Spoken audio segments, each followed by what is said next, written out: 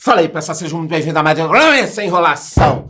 É o seguinte, galera, esse é o vídeo definitivo. Eu não ficarei fazendo novos vídeos sobre Petrobras, Vale, Eletrobras e por que o governo está tentando interferir nas empresas.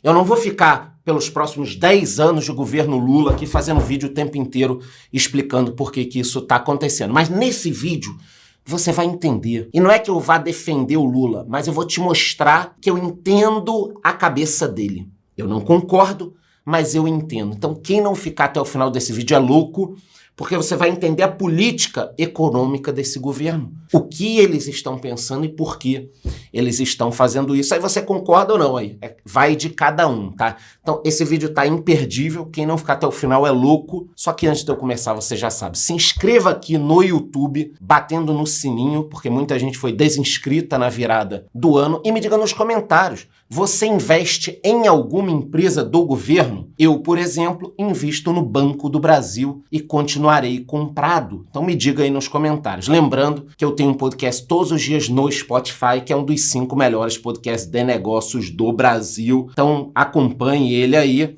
E vamos lá. Primeiro ponto. Antes de falar da Petrobras, Vale, Eletrobras, o que eu acho das empresas, eu queria mostrar um ponto que eu pensei bastante. Por que o Lula está tentando retomar a Eletrobras, interferir muito na Petrobras? Eu acho que tem muito a ver com corrupção, óbvio que tem, porque quem acompanha sabe, cada diretoria é uma grana que você faz, mas não é só isso, não é só isso. Porque dinheiro essa turma tem já, bilhões e bilhões, não é só o dinheiro. E eu fiquei pensando, falei, cara, o mundo mudou muito, o mundo nos últimos anos mudou muito. Eu sei que parece uma coisa óbvia, o Charles mudou muito. Não, mas calma, presta atenção e me acompanha, tá? O mundo que esse governo Lula, essa turma pegou no início dos anos 2000, era um mundo mais democrático. Não parece, mas era. Até na China, que estava começando esse crescimento colossal e todo mundo pensava o seguinte, olha, uma nova burguesia, trabalhadores, vai surgir um novo grupo no país e a democracia vai vencer.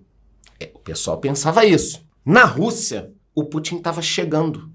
E ainda está lá. 20 e poucos anos depois. Mais tempo que o Stalin, depois que passar de 2025. Então, início dos anos 2000, o mundo era um. Lula entrou. Agora, o mundo é outro. Lula entrou. Então, eu vou mostrar que eu entendo a cabeça dele. Olha só, nas últimas reuniões, e o Lula viajou muito, né? Aliás, viajou mais do que ficou aqui. Nas últimas reuniões, ele teve contato e tem amizade com muitos presidentes, como o Xi Jinping. O Xi Jinping faz o que quer na China. Então, vamos imaginar, eu e você, nós somos o Lula.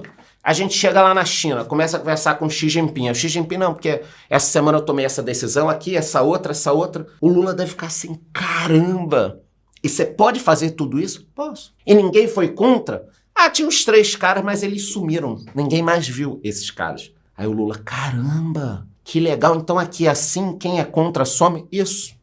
Aqui some. Aí depois ele chega na Rússia, lembrando que o Putin tava lá com o Bush, o Putin tava lá com o Obama, o Putin tava lá com o Trump e o Putin tá com o Biden. O mundo vai passando e o Putin fica. Aí o Lula vai trocar uma ideia com o Putin. Aí, Putin, como é que você tá fazendo na área de petróleo? Ah, eu tomei essa e essa decisão. Ué, mas você pode fazer isso sozinho? Claro que eu posso. E ninguém é contra? Ah, tinha uns 5 caras, mas eles caíram da varanda do hotel. Ah, cara, uns 5, não 4. E o 5º? Morreu de ataque do coração nadando. Caramba! Então saiu da China, o Xi Jinping faz o que quer. Foi na Rússia, cai gente do hotel, é gente se tirando a própria vida com facada nas costas, tudo que eu já falei com vocês. Aí o Lula fica, caramba, é isso que eu quero. É isso que eu quero. Depois ele vai na Venezuela. Era o Hugo Chávez, agora é o Maduro. E ele troca uma ideia com o Maduro. E aí, Maduro, como é que você tá fazendo tal coisa? Ah, eu decido tudo aqui. Agora, mês que vem, teremos eleições. E você tá preocupado? Porra, claro que não. Ué, e a oposição? Que oposição? Que oposição, Lula? Que oposição? Era Maria Corina, né, o nome dela. Tira ela. Tiraram ela, cara, por causa de uma babaquice, um negócio, assim, muito bobo, uma declaração. Tiraram a mulher que tinha chance. Aí o Lula foi na China, foi na Rússia, foi na Venezuela. Cara, vamos pensar de novo, eu sou o Lula, aí eu faço essa viagem. Quando eu volto pro Brasil, eu tô puto. Eu falo, eu não posso governar. Eu não posso fazer o cara cair do quarto do hotel, o outro morrer na piscina. Aqui não pode nada no Brasil, aqui não pode nada. Vocês estão entendendo como ele pensa e como a gente pensaria no lugar dele com esse grupo que ele anda? E temos outros exemplos. O Irã, que é uma ditadura que manda desde 79. A Turquia, o Erdogan, está há mais de 20 anos. Então, o clube que o Lula anda, cara, ele deve estar maluco com o Brasil. Deve estar puto.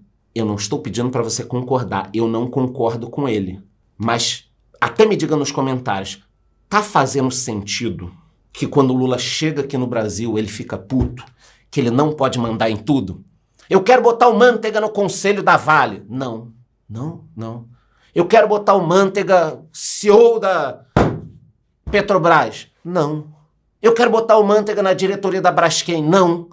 Aí ele liga pro Putin e fala, Putin, como é que você resolveria isso? Aí o Putin, porra, Lula, põe uma coisa no chá aí dos caras do conselho da Vale. Aqui não pode, Putin. Aí também não pode nada. Não pode nada no Brasil. Então, a cabeça do Lula é essa. Eu entendo. Eu não concordo, mas eu entendo. Eu sei que você está entendendo também. É um mundo novo. É um mundo onde essas nações têm caras que muitas vezes não são ditadores. O Putin não é ditador. O Putin venceu todas as eleições. O Maduro venceu as eleições. O Erdogan venceu as eleições. O Xi Jinping venceu também um partido. Então, eu entendo a cabeça do Lula. Já vou falar aqui, Petrobras, Eletrobras, tudo. Mas não adiantaria nada eu falar dessas empresas sem que vocês entendam. A partir de agora, eu sei que quando você olhar uma medida do Lula ou alguma coisa desse tipo, você vai falar, caramba, eu lembrei do Charlão falando. Vamos imaginar um último exemplo aqui. Nós somos em 5 amigos. Eu e mais 4. Você tá ali no meio. Aí todos casados. Pois é. Todos casados, os 5. Aí eu viro, quero jogar bola. Minha mulher não deixa, os 4 vão. Vamos tomar uma cervejinha. Minha mulher não deixa. Os outros 4 vão. Ah, quero fumar um charuto. Minha mulher não gosta do cheiro da fumaça. Os 4 caras fumam um charuto. Porra! Eu vou ficar puto. Eu começo a achar, pô, tem alguma coisa errada. É assim que o Lula se sente. Aqui no Brasil não pode nada. Não pode jogar um cara de uma varanda de hotel. E aí o cara começa a ficar com raiva. Até justifica um pouco aquelas falas do Lula contra Israel, contra os Estados Unidos. Ele tá puto, porque é como a história do casamento. Os outros podem tudo, eu, quando chego aqui, não posso nada. Esse é o grande problema. Então vamos seguir aqui, vamos focar agora na economia, já que vocês entenderam essa questão do movimento político. Não é de hoje que tem uma discussão com destaque para Eletrobras e para Petrobras. Também tem o caso da Vale e da Braskem, mas eu acho que a gente pode focar nessa questão do Lula, pensando numa Lulabras, que seria a junção da Petrobras com a Eletrobras, com a Vale, com as outras empresas. E eu fiz a conta, essa Lulabras teria mais de 30% do Ibovespa. Vocês já viram esse gráfico aqui algumas vezes no canal. Vale, Petro, Eletrobras e Banco do Brasil representam uma fatia muito grande do Ibovespa, fora os outros bancos e tudo mais, tá? Então, com a popularidade em queda, o Lula já se reuniu essa semana com os ministros. Agora vocês entendendo como ele pensa, facilita toda essa questão. O que ele quer? Pegar essas empresas e utilizar a grana delas como investimento, focando até um pouco de crescimento econômico, porque ele precisa ter a popularidade, mas também, obviamente, a corrupção. Quem tem mais de 35 anos lembra de tudo que a gente passou nos governos do PT, da Dilma, gerente da Petrobras devolvendo 100 milhões que tinha roubado, tá uma bagunça do caramba. Então, a popularidade do Lula tá caindo, ele precisa fazer o país crescer, quer poder mandar como todos os outros caras, e aí ele tá se enrolando. Ah, Charlão, o que isso tem a ver com a economia? Tudo. Não tem como discutir economia sem discutir política. Porque você começa a entender para onde a gente está indo.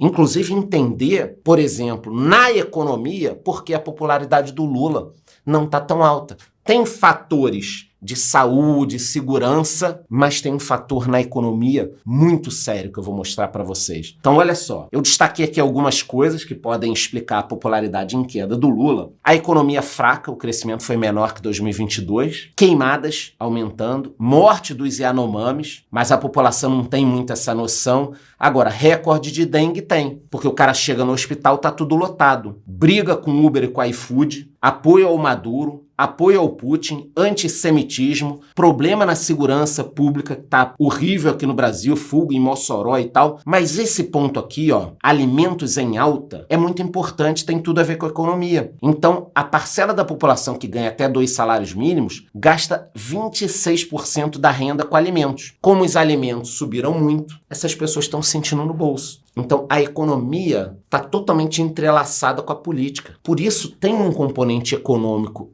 e político em todos os meus vídeos. Não tem como tirar, não. Fala de economia, mas não fala nada de política. Cara, o canal ficaria totalmente incompleto. Fala de política sem falar de economia é uma idiotice. Porque se os alimentos estiverem em alta, o Lula não se reelege. Se continuar assim a economia meio parada, ele não se reelege. Ah, não, mas a gente já cresceu 1,5, 2, 3... Também não é tão bom assim. O Brasil precisa ter um plano para crescer 5, 6, 7, pelo menos uns 2, 3 anos, até para recuperar a crise que a gente teve de 2015 para frente. Então, voltando à questão das empresas, o Lula está discutindo ainda a retomada da Eletrobras, todo mundo sabe que é uma coisa que ele quer. Ele também tomou a decisão dos dividendos da Petrobras. Ele quer pegar esses dividendos e transformar em investimentos, mas tem regras que proíbem. E o Haddad também está de olho na questão dos dividendos. Essa notícia saiu essa semana, que ainda em 2024 teremos uma proposta de taxação dos dividendos, que vai ser ruim pra gente. Será que vão taxar os fundos imobiliários? Vão taxar as ações? Porra!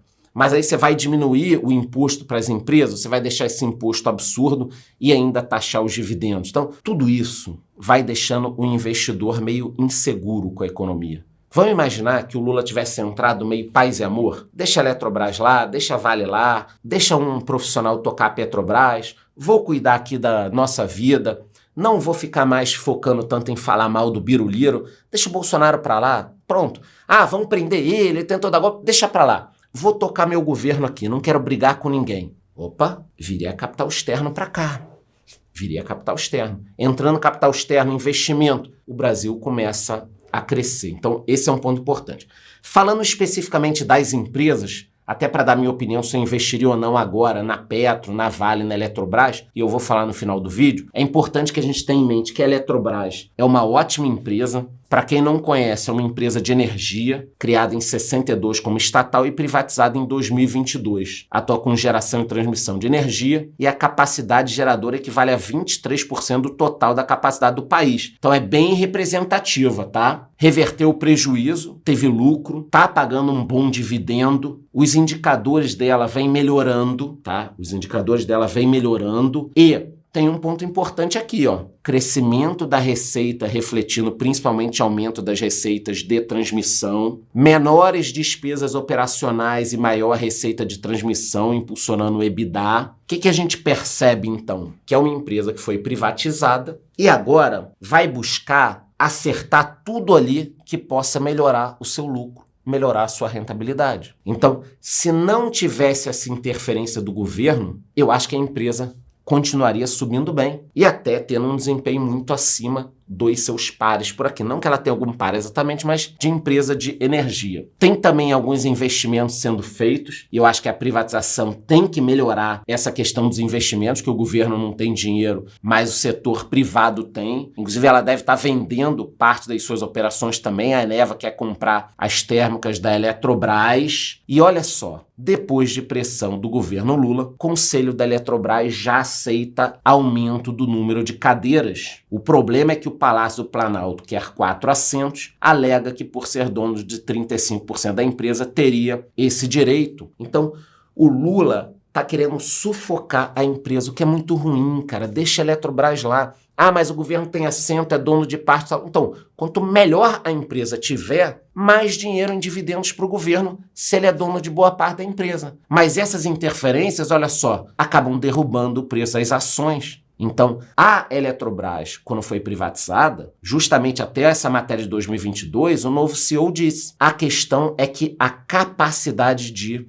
investimento pode aumentar muito. Tanto que depois da privatização, as ações subiram bastante, caíram um pouco depois, na eleição do Lula e por outros problemas também, subiram e agora estão em queda de novo. Então, Eletrobras, falando rapidinho, é uma empresa que está todo mundo de olho pensando o seguinte: ela pode ficar muito boa se for independente, ou pode cair e até ser vítima de muita corrupção se o governo começar a botar muito conselheiro e mexer seus pauzinhos ali dentro. Em relação à Petrobras, vou correr um pouco para chegar à minha conclusão aqui. Petrobras, vocês já conhecem, não preciso falar, é a maior empresa de petróleo e gás do Brasil, perdeu muito valor de mercado com essa história da briga dos dividendos, pagou 20% de yield nos últimos 12 meses. Eu, inclusive, gravei um vídeo se o Lula ia quebrar ou não a Petrobras, o vídeo está bem completo. As ações despencaram 10% quando saiu a notícia de que não seriam pagos os dividendos extraordinários, então nós teríamos uma queda muito grande do dividendo. Eu já falei também que eu não me preocupo com esse lucro menor de 33%, porque as outras empresas do setor também tiveram um lucro menor. Agora, a Petrobras, depois da queda, depois de todos os problemas, já caiu no ranking como uma das empresas mais valiosas do planeta. Então, essas falas do Lula acabam gerando problema.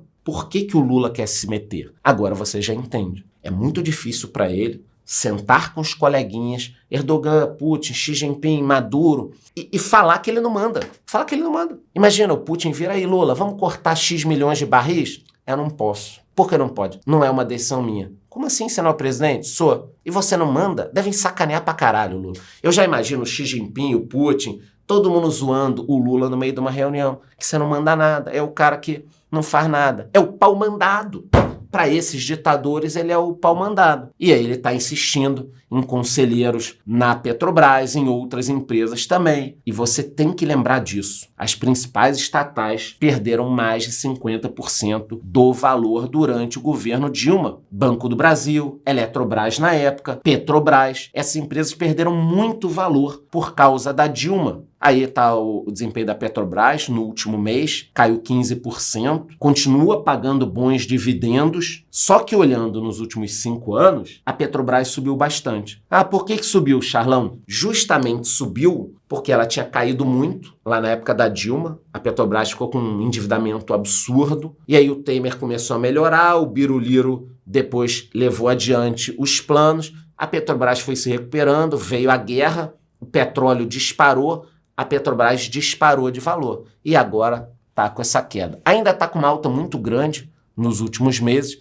mas o mercado está preocupado que aquela era de corrupção muito forte, a refinaria de Abreu e Lima, Passadina, cara, vai estudar. Se você acha que não teve corrupção, que a Lava Jato foi uma farsa, vai estudar aí por que tantos bilhões foram devolvidos, né? O cenário do petróleo, na minha opinião, ainda segue positivo. Ele teve uma forte alta recentemente. Então o petróleo acelerou e bateu o maior nível desde novembro de 2023. O rally se deve à demanda sazonal e aos ataques de drone da Ucrânia nas refinarias da Rússia. Fora o Iraque, que também anunciou uma redução da produção. Então o petróleo tinha subido ali quase até os $90, caiu para 70 e agora já está 82. Já está 82. Quer dizer, o que eu estou mostrando para vocês é que se o governo não tivesse tentando interferir na Petrobras e na Eletrobras, era a compra certa. Ou não, porque as empresas já estariam muito valorizadas. Focando de novo na questão da Petrobras e da Eletrobras, os dividendos pagos pela Petrobras em 2023 poderiam comprar a Eletrobras, para que vocês entendam como a Petrobras estava uma máquina. No mês, as duas ações estão em queda, a Eletrobras caindo um pouco menos que a Petro, mas conforme eu já mostrei para vocês, nos últimos 5 anos a Petrobras subiu 260, enquanto a Eletrobras subiu 60, que também é muita coisa. Conclusão, então, Petrobras e Eletrobras.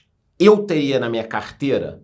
Sim, teria. Não é uma recomendação, mas com muito cuidado. E eu não misturaria várias ações de risco. Por exemplo, eu vou colocar Petrobras, Eletrobras e Vale na minha carteira. Pô, legal. Mas o governo, num risco só em um dia, pode dizimar a tua carteira. Então, se você quer estudar a Petrobras, quer muito colocar na tua carteira, eu não tenho, tá? Você pode colocar, mas eu não colocaria junto com outras empresas. Vou dar um exemplo aqui. Olha só, eu coloquei o Haddad aí, ele significa o risco governo, tá? Então todas as suas ações têm o risco governo, você vai se livrar do risco Brasil, até as ações privadas, Itaú, Bradesco, qualquer ação tem o risco governo. Então você já tem o risco governo investindo na bolsa. O que eu fiz? Eu, por exemplo, eu tenho o risco governo, já que eu invisto em várias ações, e coloquei na minha carteira Banco do Brasil e BB Seguridade, tá? Isso foi o que eu fiz. Ah, eu poderia colocar todas essas ações aqui, Banco do Brasil, BB Seguridade, Vale, Eletrobras, Petrobras?